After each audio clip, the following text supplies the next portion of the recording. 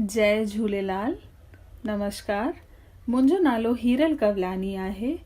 मां नई कलम नया कलाम मंच जी शुक्रगुज़ार आहियां। उन्हनि मूंखे सिंधी कविता मिठी ॿोली चवण जो मौक़ो ॾिनो त मां पंहिंजी स्वरचित कविता जेका श्रंगार रस में मूं लिखी आहे तव्हांजे अॻियां प्रस्तुत थी कयां। मिठी ॿोली।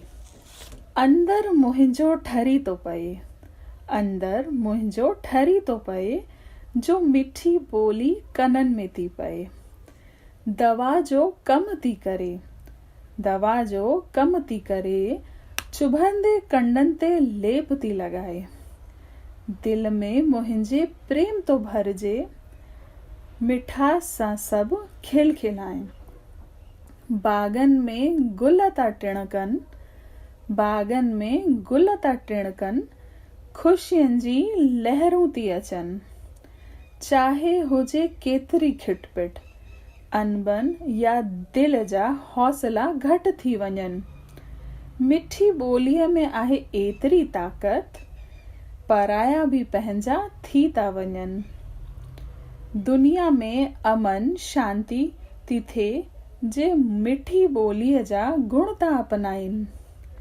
मिठी ॿोली जी आहे एतिरी ताक़त, तलवारूं बंदूकूं बि रुकियूं थी वञनि।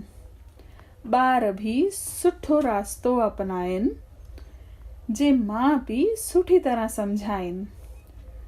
मिठी ॿोलीअ में आहे एतिरो संयम, भिटकियल के रास्ते मां बचाइनि।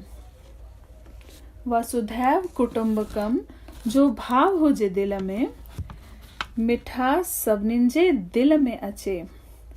मिठी ॿोली के अपनाए करे कंहिंजे दिल खे ठेस न पहुचे।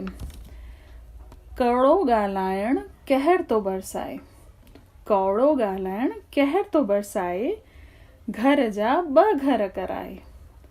घर जी ॿेड़ी थो ॿुॾाए, बेफ़िज़ूल बासण खटकाए। कौड़ो ॻाल्हाइण सां कुझु न मिलंदो, कौड़ो ॻाल्हाइण सां कुझु न मिलंदो, छो न कड़ोपन ठुकरायूं।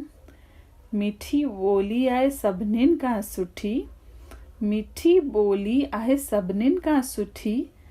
अचो सभई मिली मिठड़ो ॻाल्हायूं, अचो सभई मिली मिठड़ो ॻाल्हायूं। धन्यवाद।